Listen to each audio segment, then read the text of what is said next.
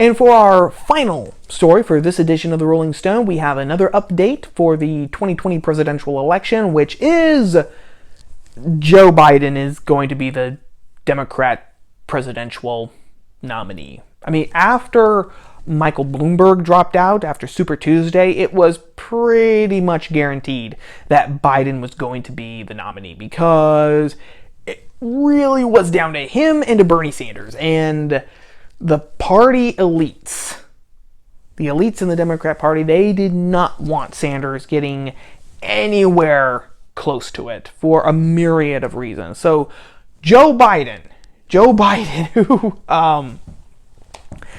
who can't remember what state he's in, he can't remember what office he is running for. He either can't remember or he is lying through his teeth about events in his own life. He is now going to be the nominee. And this was sealed in the bag actually this past Tuesday when Biden won 3 more primaries, Arizona, Illinois, and Florida. So as of right now, he has 1,180 delegates. You need 1991 delegates. You need 1,991 delegates to be the nominee, and he has 1,180 delegates. So really there's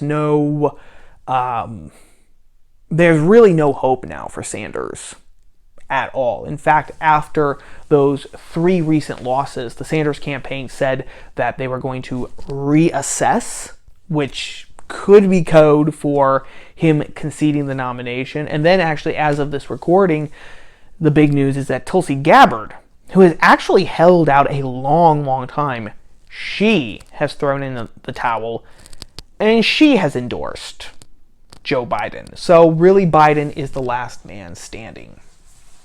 Okay. Now, the story, though, that I wanted to talk about is that at the first, and what could very well be the last, thank God, primary debate this past Sunday, when it was just Biden and Sanders, mano y mano, as the Joker says in Tim Burton's Batman, Joe Biden pledged that his VP candidate was going to be a woman. And of course, this set the internet and progressives all abuzz because it was like, we haven't had a woman as a VP candidate if you don't count Sarah Palin back in 2008. And of course they don't because they consider her a sex traitor, but that's a story for another time. So Biden announcing that his VP was going to be a woman immediately set the rumor mills running, okay? And so people started just throwing out names as to who might Biden choose. Some of those names included Senator Kamala Harris, Senator Elizabeth Warren, Senator Amy Klobuchar, and also Stacey Abrams. She's the lady who failed in her attempt. She lost her bid to be the governor of Georgia. And she has basically spent the rest of, she has spent the time in between losing that election in 2018 and now to the present basically saying that she was robbed and that she only lost because of people suppressing the black vote in Georgia. That's her claim to fame now. She's a rising star on the left, which tells you all that you need to know. Now, it makes it especially suspicious in the case, just as a little aside, it's especially suspicious that Harris and Klobuchar are being talked about as VP candidates. First, because Harris, her star rose after the very first Democratic primary debate last summer. I can't believe it was that long ago. But Kamala Harris's star rose last year because in that first primary debate, she aggressively attacked Joe Biden for his claim that when he was in the Senate, he got things done. Sometimes when he needed to, he worked with out-and-out segregationists and racists because sometimes you could come together and you could, pass laws and, by God, the country progressed when we did that, okay? That was kind of Biden's argument. I can work with the other side. And Harris just eviscerated him, saying basically that because you admitted to working with racists in the Senate, that makes you unqualified to be president, okay? Well, she dropped out of the race, and then she endorsed Biden. And of course, a lot of people pointed out the hypocrisy of basically calling Biden a racist to his face, and then switching around and endorsing him as, oh, the one man who can beat Donald Trump, the one man who can bring honor and decency and goodwill and common sense back into the White House. It's not as bad for Klobuchar and Elizabeth Warren, but it's kind of the same thing. Klobuchar, again, she dropped out of the race right before Super Tuesday at the beginning of March, like Pete Buttigieg did, actually, right? There was a lot of suspicion at the time. It was like, why would you drop out of the race right before Super Tuesday? No one knows. You've only had 4 primaries, and no, you're not doing very well. But Super Tuesday, a lot can happen. Why are you dropping out now? Well, people are thinking that, deals were made, especially when she dropped out and then immediately kissed Biden's ring right before Super Tuesday. The same thing with Elizabeth Warren. Elizabeth Warren, instead of dropping out right before Super Tuesday, she dropped out right afterwards and then immediately knelt and kissed Biden's ring too. So, politics. You gotta love it. But this promise of Biden that his VP candidate is going to be a woman, let me just put it like this. It is shameless pandering. It's shameless pandering, and it is actually an insult to women.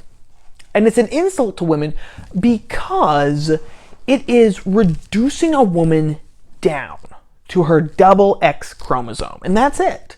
It's so ironic. I mean, what does the Penguin say in Batman Returns? Poetic justice, or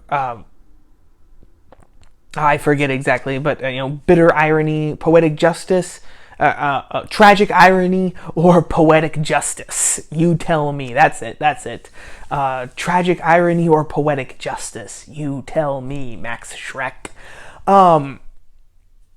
But that line really describes this. It is either tragic irony or poetic justice that the movement, which has gone on and on and on about how the right just wants to reduce women to basically being baby incubators and chaining them to the kitchen, and how terrible that is, and women are more than that. Women are just as equal as men, and women can do everything that a man can do, except probably do it better, etc., etc.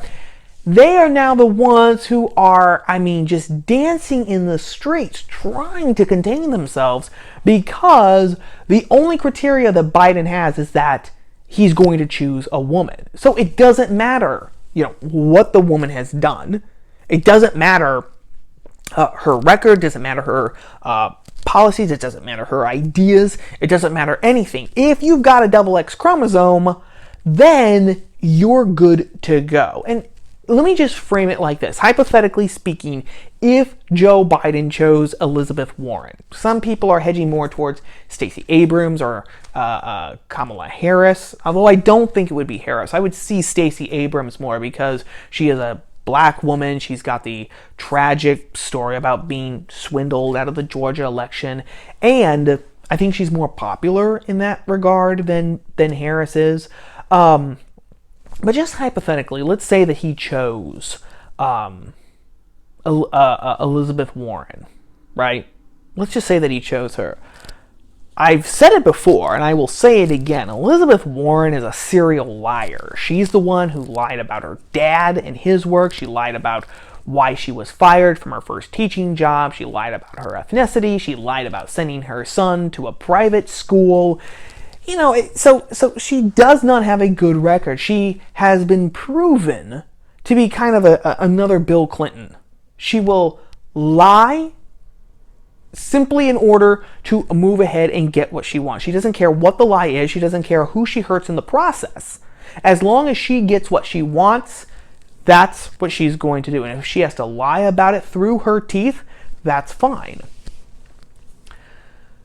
So imagine this. All of that doesn't matter. So if Joe Biden chooses Elizabeth Warren, that doesn't matter. The serial lies, the poor record, all that, it doesn't matter. As long as, since she just has a double X chromosome, that's all that matters. Now think about, if you're a girl or if you have a girl and, trying to explain that, the message is it doesn't matter what you do or what you say or how you behave.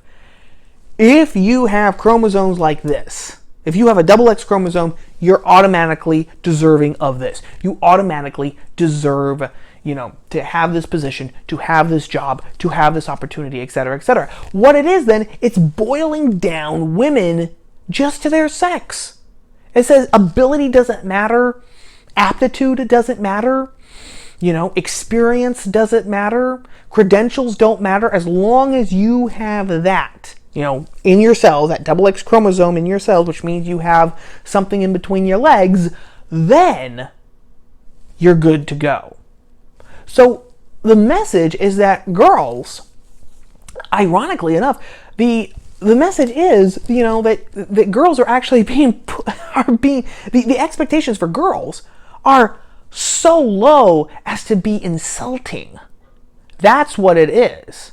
Instead of girls being able to do just as good or an even better job than men, it doesn't matter now. Because who cares about what you said or what you did or what you accomplished? As long as you have the requisite genetics, then you're good. So what this all basically does is turn women into tokens. The party and the movement and the ideology that has claimed that they are the champions of women is now in the process of simply turning women into tokens. And that's it. That's all that you are to the left. You're a token. Just like if you're part of any minority, you're just a token. Okay? Because minority status, I'll say it again, depends on how you think. It doesn't depend on your skin color or your sex or your orientation or your identity or your ethnicity or your struggle or anything like that. It depends on how you think. But anyway, I think that about wraps up this episode of the Rolling Stone Gang. So, take care, everyone. Stay safe, hunker down, read, think, write, watch movies in this time of our pandemic. You know what? Don't panic, like it says in the Hitchhiker's Guide to the Galaxy. We are going to get through this, and we know we will, because I will be here on Tuesday with another video, so you've got that to look forward to. All right, gang, take care. Ciao.